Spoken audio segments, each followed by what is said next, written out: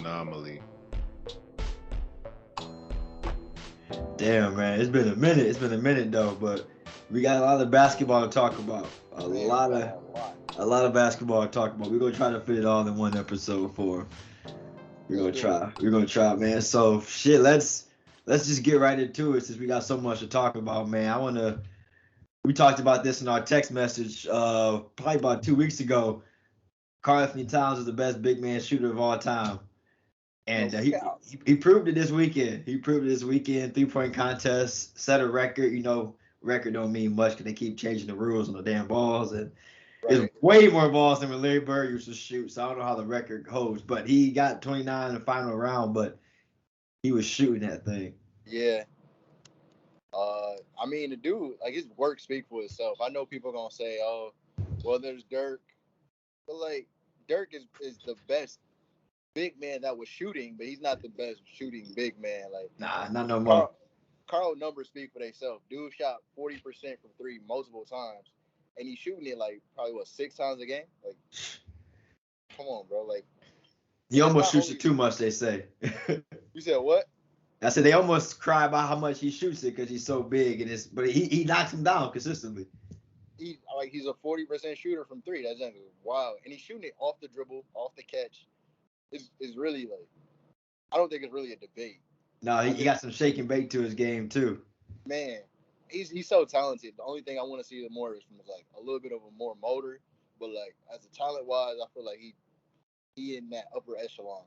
Yeah, I feel that same way. I feel like the talents, they always question some of the toughness and the heart sometimes. But hopefully he can turn that Timberwolves team around. Anybody in the 3-point shootout contest that you were disappointed with? I picked Trae Young to win, and he did well. You know, second place, one shot off really. Any guys you were disappointed with? Man, you know, I had Fred VanVleet. That's my guy right there. Fred VanVleet. He a game shooter, man. He a game shooter. In my thinking though, like, oh, it's a 3-point shooting contest, like off the rack. You know, you don't want to tire yourself out. Fred don't jump high when he shoot. He gonna get them off quick. You know what I mean? So I'm like, I thought that was the one, but that's really it. Yeah, nah. Fred made you tough on there, but no, I mean, I feel like Fred just an in-game, big-time clutch shooter when you need one. I was kind of shocked to even see him in a 3-point contest. Honestly, I was like, oh, okay, Fred, I see you. Yeah, but you know, we always got a dark horse, and that was mine, man. Man, speaking about the dark horses, dunk contest, I thought we had one dark horse. Fucked around, and it was 4 dark horses, and that was tough shit to watch. Yeah, I mean, I think we still coming down off it's been 5 years, and we still coming down off that high of Aaron Gordon and Zach LaVine. Zach LaVine, yeah. And that's the best dunk contest ever. I don't care. I know it's the Vince Carter, the Jordan, the Dominique. Vince Carter, Jay Rich, man. I don't know. It's up there. The thing is with Vince Carter is like, when you think about that dunk contest, all you see is Vince Carter dominating. Jay Rich showed out. Yeah, but you knew he wasn't gonna win. you knew it. You know he wasn't competing with Vince. Like he was doing some nice. Like, oh, okay, cool. But you knew he wasn't gonna win. The Zach LaVine Aaron Gordon contest. Like, this dude is that tiebreaker one was crazy. Like, dude is sitting in the air, putting it under his legs. Like, that's ridiculous. The creativity, the finesse. I don't know. The finesse. They gotta fix this rule of the no dunker tip stuff though. That was insane. No one should have 10 minutes to dunk a basketball. Yeah. Like I mean, I understand the 3 dunker tips, but maybe attempts and the clock, because that was, man. Everyone was just like, all right, can someone please dunk a ball? Like, somebody dunk it. Yeah, man. It was bad. It was tough. I can't say I don't remember a single dunk. Not one. Obi Toppin had some nice stuff. I ain't gonna hold you. He was pretty creative, but like it's so hard because we've seen everything. We've seen everything. We've seen the dude windmill from the free throw line. Yes, sir. Like, how much more do we like as friends? We kind of greedy. Yeah, but that's true. We have seen a lot of great dunks. What more can you do? That's what I'm saying. So I respect any type of creativity, because it's not like, as much as we complain about it, I know it's hard. It's got to be hard. I mean, I feel like the guys that end up winning it, like you see the Zach LaVines and Aaron Gordon's, just just dunk. Zach just did it, like Zach wasn't. Zach was just like, I'm just gonna do me. Someone's windmill before. Someone's jumped from the free throw line before, but like I'm gonna put that shit together. Right. Right. I know what you mean because technically speaking, I still think Aaron Gordon should have won that dunk contest. Because I don't know if you remember, but in that dunk contest, Zach LaVine did the same dunk Will Barton did. Yes, Aaron Gordon had the best dunk in that contest, I'd say. Oh yeah, for sure. Aaron Gordon had the best dunk in that contest, but I felt like LaVine had a better overall package. I did when it happened. I gotta go back and watch it though. I haven't watched it. I haven't rewatched it in a while. Bro, if you go rewatch it, watch the whole thing. Zach LaVine did the same dunk Will Barton did in the dunk contest. And he got a higher score probably. He did. He did. He had more swag to it, man. That's why I say Aaron Gordon is the best. The best. I don't care. All-Star game, Steph Curry, man, showed up. Proved why he is an alien. Man, one of the best shooter of all time, one of the best players in the world right now, still. Steph is a little sick in the head. Like it's gross. That's not like normal. That's not a normal thing to be that good at something. Nah. Like, he got to be a little off in the head. I don't know. Shit went in. Bro, I'm like, bro. But from half. I've seen him do it from like 3-point line before. Yeah. But I have never seen him 2 steps in from half, turn around with a shot halfway. Bro, is he from Hogwarts? Or this dude is a wizard. Like, it don't make sense, bro. Like, I don't get it.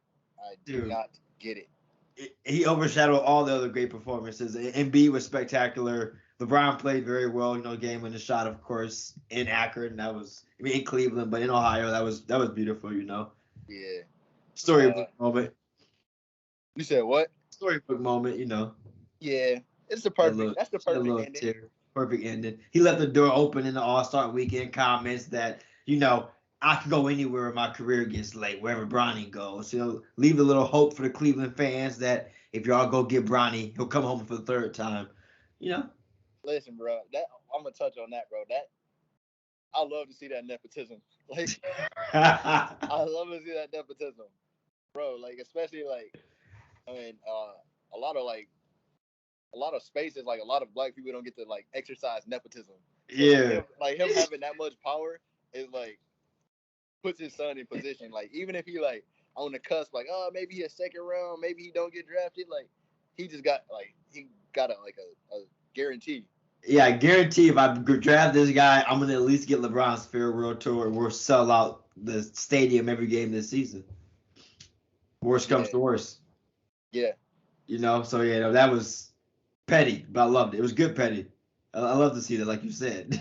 Oh yeah, for sure. I love to see it. It was some Tom Brady pettiness. It was beautiful to see. Bruh, he's so smart. He's so smart, and he knows his value. Your boy DeJounte Murray showed out in the All-Star game as well. First appearance, he played very well. 16 points, a handful of assists. I talked about him 3 years ago. I think he's one of the best players, in the Western Conference. ACL kind of held him back, but I think he's fully emerging now as a centerpiece of that San Antonio Spurs team. Oh yeah, dude is in that argument for most improved. I got him and Miles Bridges right now, but yes. I think he's in that argument for most improved, and he just an all around player. He good. The dude is good. Everybody raves about him being good, and it's a shame that he dropped in his draft because of things happened when he was a kid. So it's a shame about that. But I'm just ready for this one to get another piece to put together for that team, and want him to go out there and compete. I think Pop's gonna give it one last hurrah. I think Pop's got one more rebuild left in him, and this is the one right here. And you can kind of see, I think DeJounte is going to be that centerpiece during this time. So I'm excited to see Pop build around the guard instead of having the bigs that he used to build around. I think it's going to be special. Yeah, for sure. It's definitely unique, and that's still one of the greatest coaches of all time. So he'll figure it out. Greek Freak, he's knocking down jumpers very consistently, turnaround, fadeaways. He seems hungrier after the last NBA title. We talk about a lot this season, how a lot of people felt Anthony Davis after his title kind of took the foot off the gas a little bit. I feel like Giannis is putting it all the way down. Like I honestly feel like Giannis has gotten better this offseason. And this season, if it wasn't for Joel Embiid, Giannis would probably, be having one of the best seasons of basketball behind him and DeRozan. Dude is that development is nice. Like he's like I know it's not like the catch and shoot threes that everybody wants to see, but he got the little bink bink like You gotta 1, respect 2. it. Yeah, the little turnaround jumper. He hitting that I ain't gonna say consistently, but he hitting it a good amount right now. Enough. So and that's not really a surprise with a dude like that who's just so humble and just ready to prove himself every year and get better, look better. Like every time you see him have success, he go back and be like, all right, let's throw that out the window. Let's move on to the next thing. Yeah. Like when he won the MVP, he was like, yeah, don't call me MVP until I win it again next year. What do you do? Won it again. Like so I know he won another championship, of course. I know he's grateful for his championship as well. But he the prime example of humble and hungry. Yeah, I feel like he has a chip on his shoulder still. He still feels disrespected. He still feels like people aren't talking about his team. Despite them having one of the best teams in basketball, fresh off a title, probably the best record in the East when the season ends. I still feel like he has that cockiness about him, and it definitely has changed the whole Bucks organization. Oh yeah, for sure. And I think they now that they got their championship, they got their pieces. They like let's just go ball. Yeah. And like they know we coming to compete. We coming to compete for it. Like I think that now they have that championship pedigree. 100%. I can feel it coming for sure. Man, we want to talk about the trade deadline, biggest winners and losers. We just finished that. I want to start off at home. Detroit Pistons. I was shocked they did not move Jerry Graham. I'm not gonna lie to you. I was very shocked. Me as well. We've heard the biggest rumor was they wanted Patrick Williams, and the Bulls were just saying no to that, which I can't blame them. But are you giving the Pistons a little flack for not getting rid of Grant? Nah, I'm not, because I think he still got value, especially next year he'll be on an expiring contract. So I'm not too mad about that. I like that they gave Marvin Bagley a chance. Yes. And like what they doing with these young players is giving them opportunity to basically to thrive. Yep. So like the whole roster is full with young dudes who didn't pan out necessarily in other places. Like you look at Hamidou Diallo or Frank Jackson, like dudes like that who was first round picks, but they didn't get the chance to thrive. And that's really like all you can ask for when you bottom of the barrel team right now is giving those guys maybe find you a gym. Maybe you're gonna find you a gym or not. But like it's still some time. Jeremy Grant still got value right now. I agree. Marvin Bagley move was nice. It's a safe bet. Right. If he pans out, you're a genius. If he becomes a stud, and if he doesn't, it's just like we didn't give up too much for him. So I love that move. But man, a team who I thought had to make a move, and we all knew it'd be tough, but didn't, is the LA Lakers.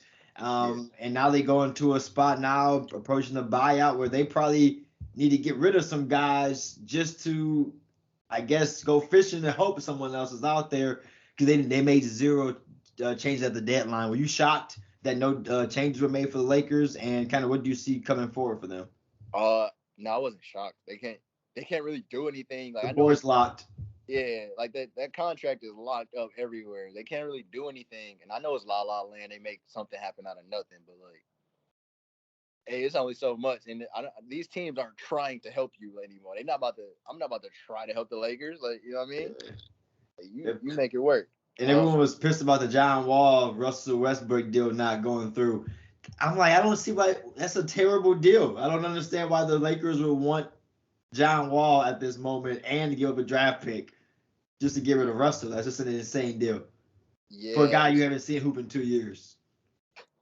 I mean, I do want to see John Wall hoop. He deserves that chance. Oh, definitely. Which should be illegal, by the way. Not playing him should be illegal. Man, I'm not the smartest guy, but I'm sure it's got to be. They're only paying the guy not to come around. The Lakers did this a couple years ago after the bad Luol Deng contract.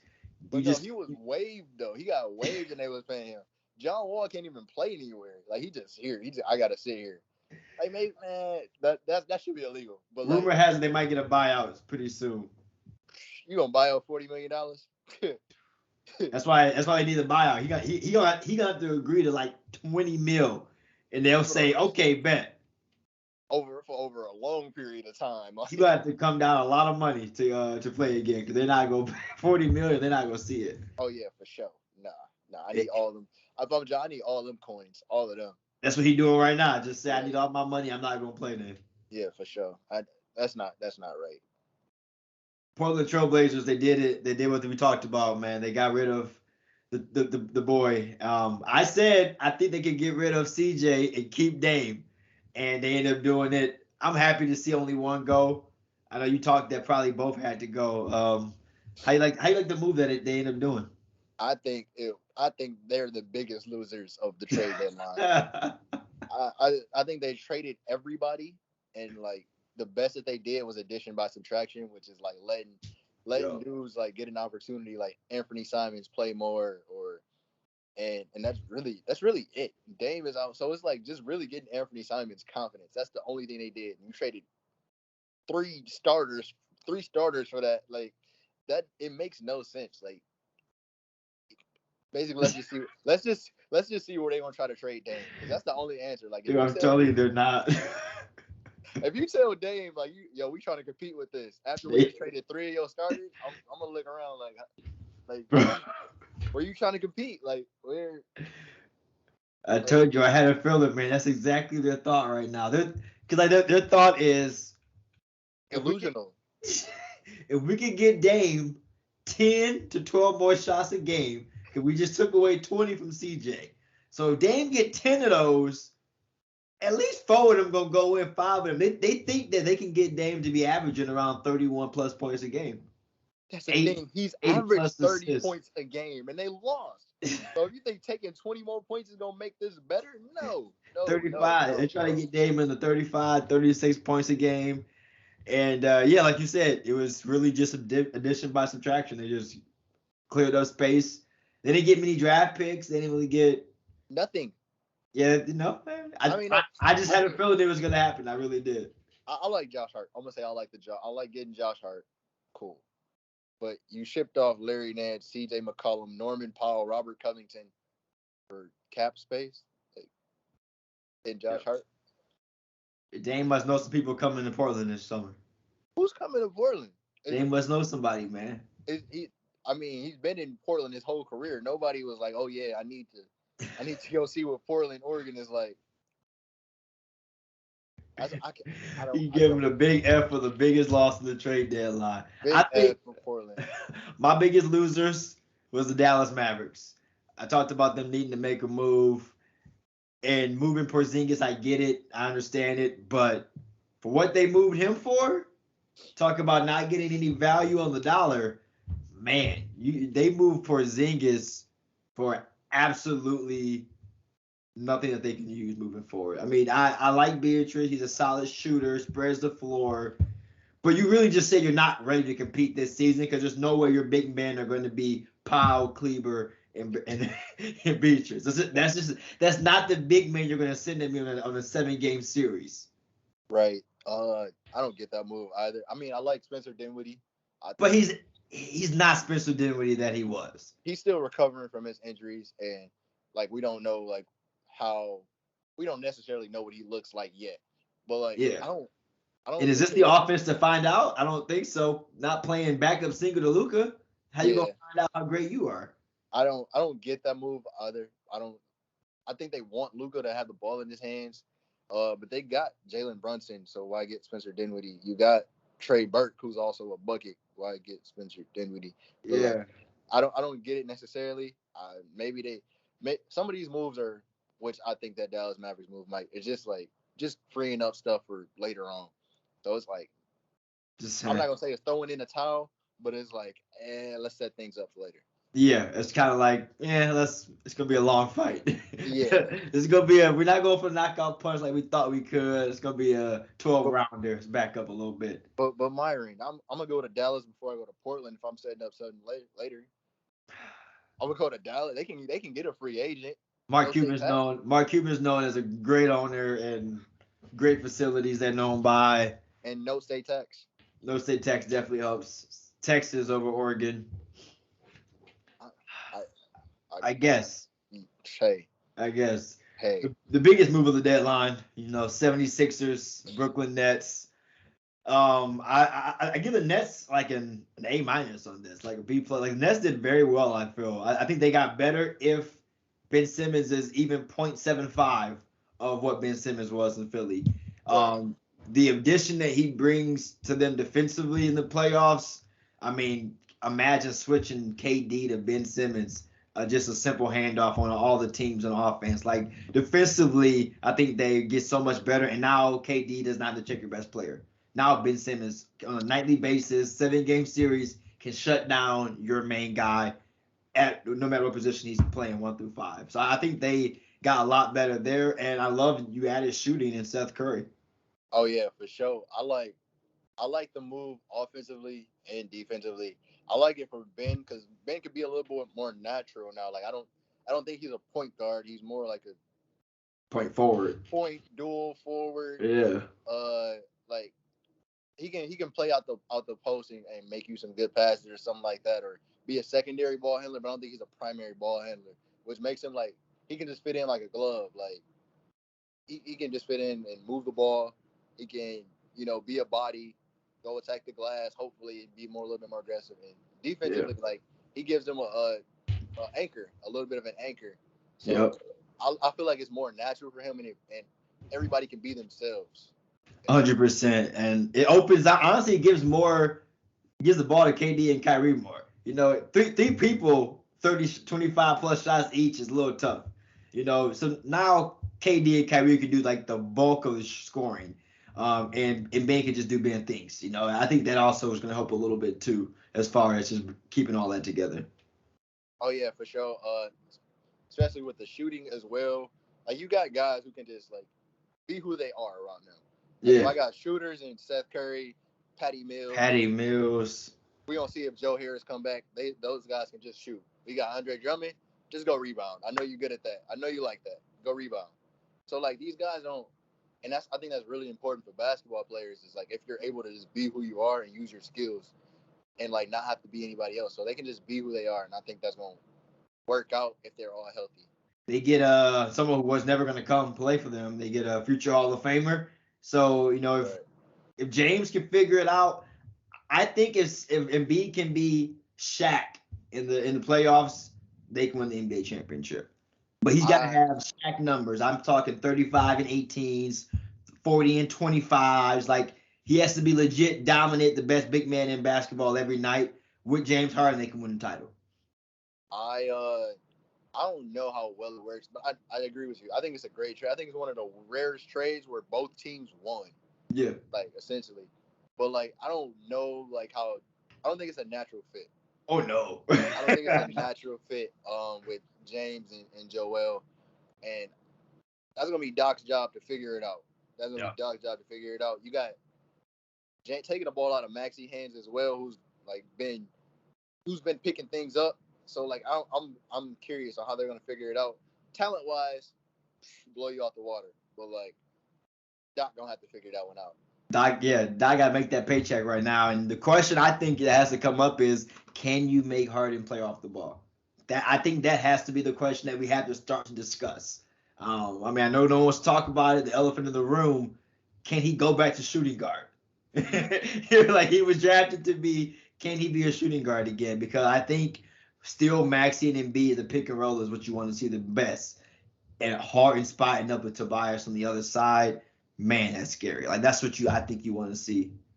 Yeah, but the thing is, they don't run a lot of pick and rolls. They do a lot of pick and pops. Oh, even better. Because you got pick and pop, you got Embiid coming to the wing. That middle is going to open up for Maxey, and you can't help because you got Harden in one corner.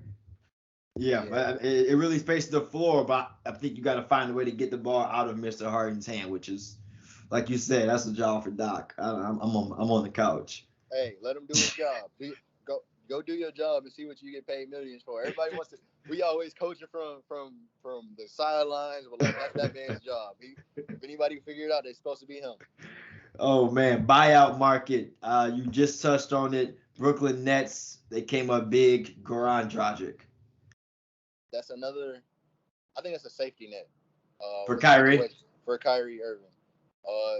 because otherwise I don't think it makes a lot of sense. You got Cam Thomas, you got Kyrie, you got Patty Mills. So it's just all like small guards who can like essentially score the ball. So like getting Goran Dragic, I think is just a safety net. Yeah. And I guess it's better that you have him and nobody else has him. Like it's better that you have him and Milwaukee doesn't have him, or you have him and Miami doesn't have him, or you have, you know what I mean? Yeah. So like, and the Bucks are targeting them too. Yeah. So you got to think they got what 25 games left. Looking like KD's gonna miss a good majority of them.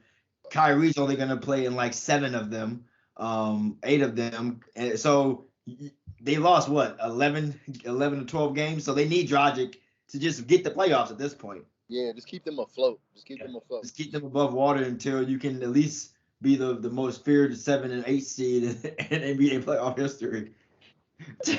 That's a fact. But like the thing is, he also hasn't played. Ben hasn't played, and they haven't played all year. So like they're gonna take some time to get their own rhythm, and that's what I'm like kind of weary about coming into playoffs. Is like you can't just roll the balls out and be like, okay, we're the most talented team, let's win a championship. You need some continuity to work together. Yeah. So that's what I'm a little fearful about with that team. And that's the one quick thing I do want to add before we move on. Adding Ben Simmons, I think, opens that Nets window up longer than they had with Harden. I think they now have a longer time frame to get that title. It doesn't have to be this year anymore. I think they do have until next year because Kyrie and KD are still only getting better.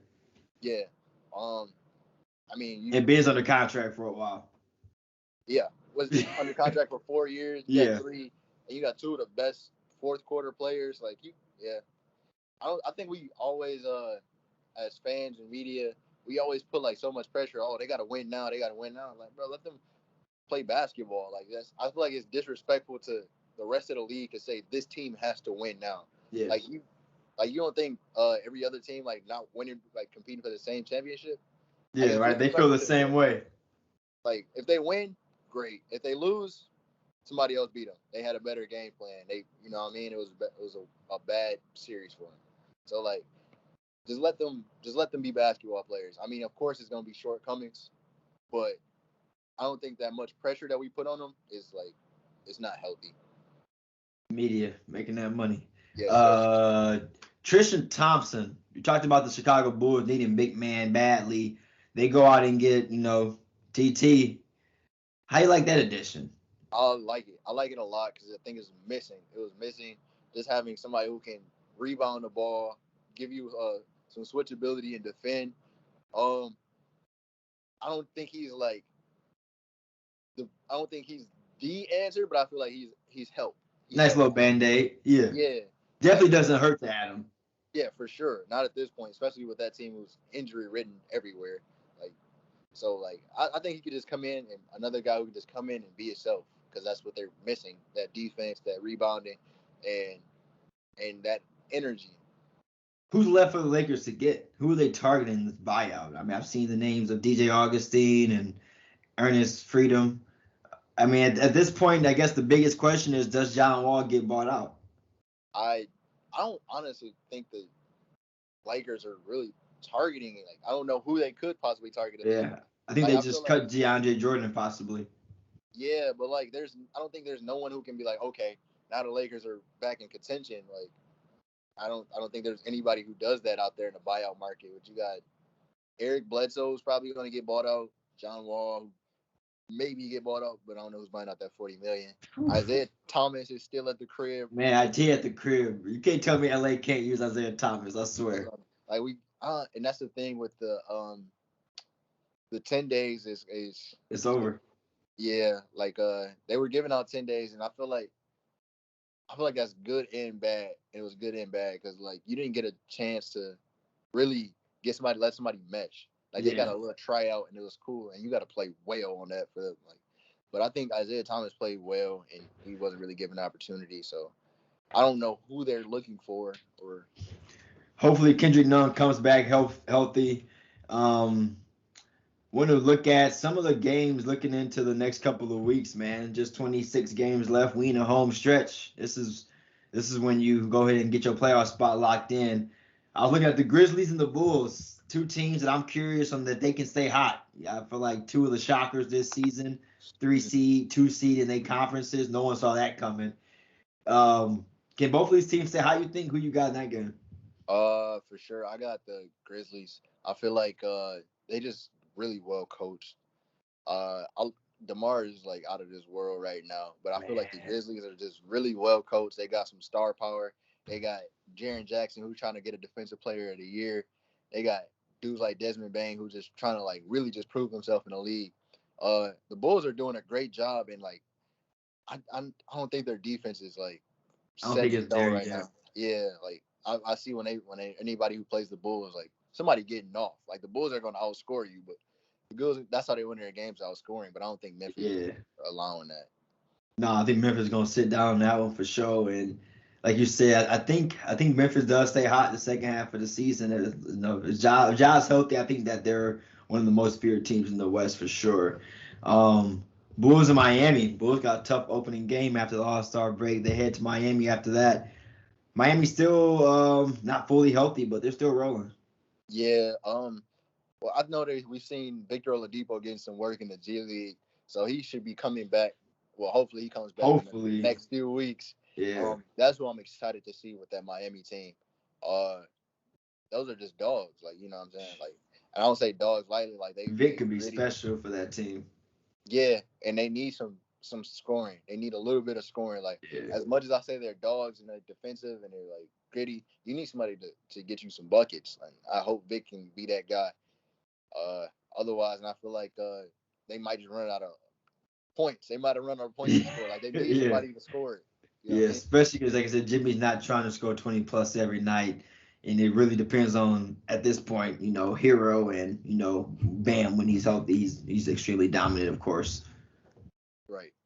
March 2nd, man, I'm pumped for this one. You got LaMelo Ball, the Hornets. They going against Cleveland, Darius Garland. Why they get so many All-Stars this year? I saw Jared Allen in the All-Star game. Cleveland showed out for their home team this year. Man, those injuries got him in. But shout out. Everybody should did the Chris Paul, man. Come on and get it. I want to get an assist in real quick. Hey, listen, I gotta play. I gotta play. I don't blame you. I ain't gonna. Hey, do your thing. Get that paycheck.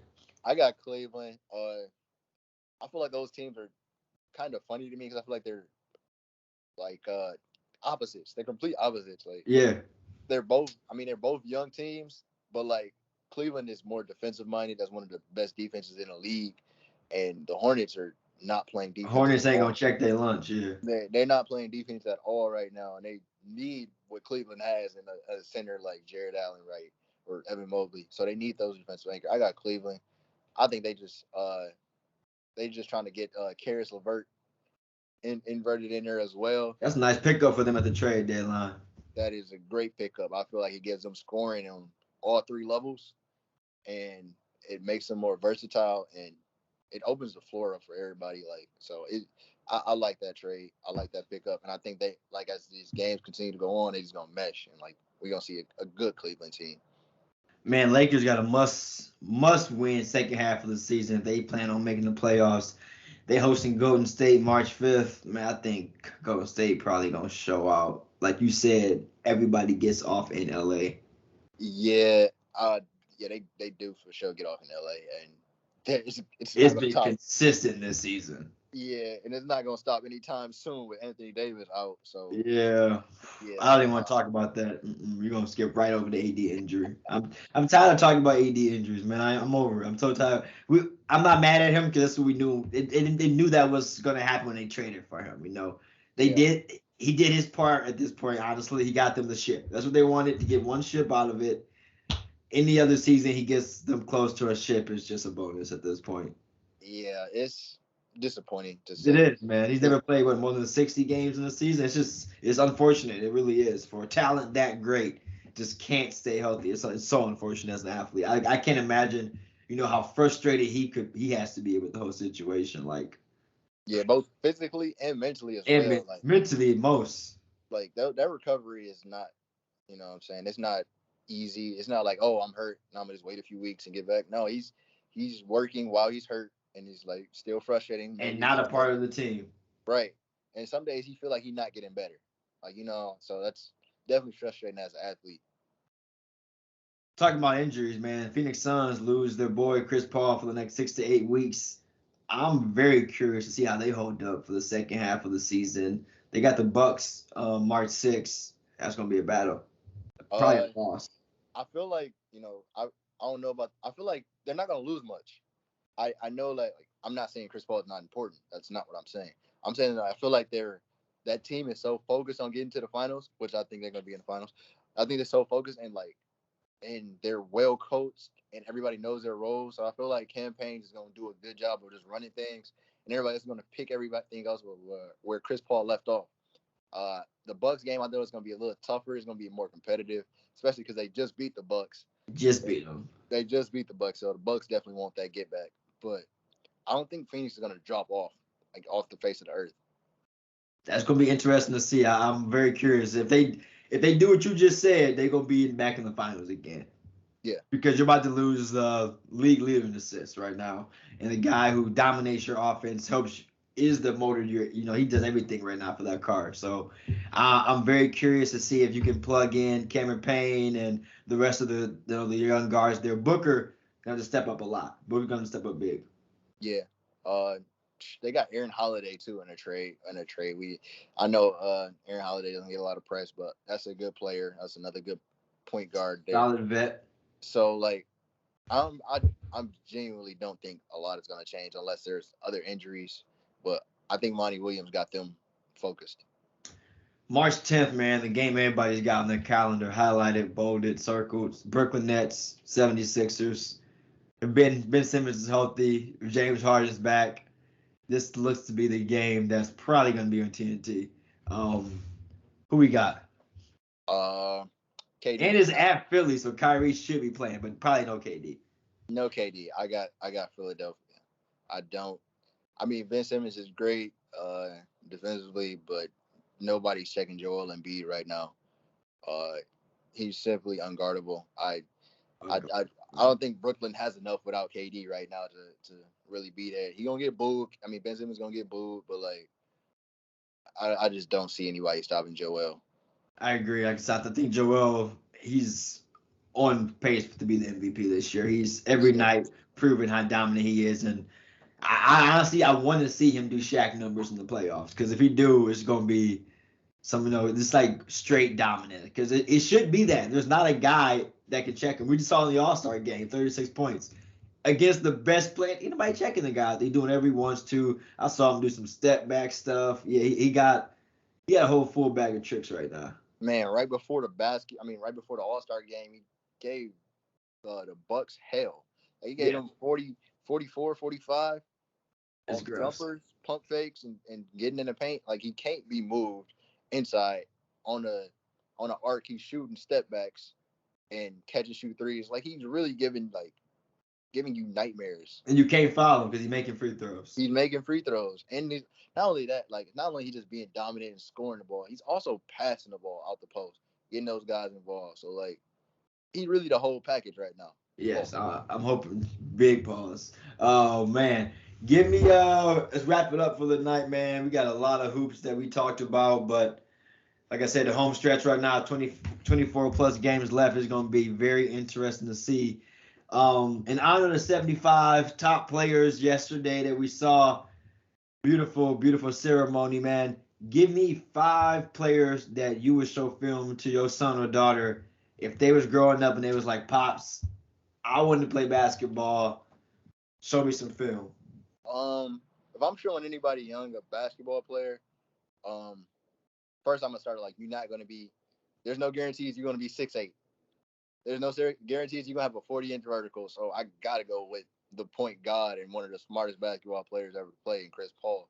Like, uh, he's an all-around point guard, smart. He's not the tallest. He's not the Mm-hmm. fastest. He's not the most athletic, but he's just one of the smartest people, and he's one of the best players ever because of that. So Chris Paul, Dennis Rodman, playing hard is a skill, and that's one of the hardest playing players you ever gonna see. I Facts. got Isaiah Thomas. I think Isaiah Thomas is one of the best leaders who's just gonna get it done, and I think he's one of the most underrated players ever. Gotta be. Allen Iverson, who's one of the also another one of the hardest players to playing. And he was just a bucket. One, also a cultural icon. Shout out AI. Big shout out. And then if I'm going number 5, I'm going Tim Duncan, who was Mr. Fundamentals. Right. He's 7 feet. He's 7 feet, so everybody not gonna be 7 feet. But if you see, like, he wasn't the most athletic. Yo. He wasn't shooting from half court. Like, you know what I mean? He got great footwork, and he owned his skills and what he was good at. Talk about a guy you can't speed up. Tim Duncan, man. He gonna go at his pace the whole game. My 5 from Detroit gotta be Zeke. Zeke gotta be on the list, man. Like you said, start off with leadership right there. That's the captain, man. Everything. Zeke is what you want in a hooper. So Zeke's number 1 on my list. Number 2, Pistol Pete, man. Have fun out there. You know, like I feel like watching Pistol is just fun. That's like the first memories I remember watching him. And then number 3, Magic Johnson. Just having a good time on the court, always smiling. 4, Kobe. I gotta show Kobe the mostly the footwork. The footwork is beautiful. That's something I think that always separated him from other great players.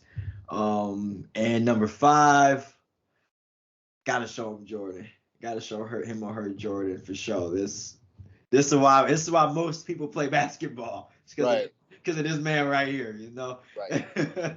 So that's probably my 5 there. But man, that ceremony was great. Good to see all those players, you know, the top 75, man. Together, that's a beautiful thing right there.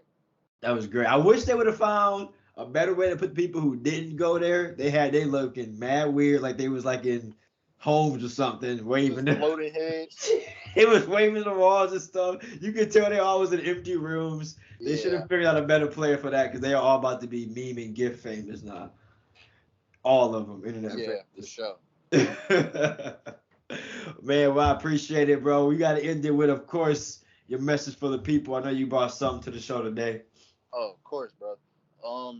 My message today is I was reading this book today, and it was saying it was talking about vanity, and it was talking about isolation. And a big thing I talk about is using other people, and I don't mean like using people like, oh, I need something from them. Like use them as resources. Like I don't think I'm pretty much a faithful guy, so I don't think God put us here to be alone. He put people around us to use them and have a relationship. Mm-hmm. So I think that relationship with other people is like priceless. Use your people. Don't feel like you're in this world alone. Don't feel like you're out here alone. I know like it's tough situations, but like I know tough situations like your relationships, your families, your friends, whatever. But like you're not out here alone. That's what I'm saying. So that's my favorite message is don't think you need anything you can do that's worth doing or worth mentioning is not done alone. Always can ask for somebody help. Always.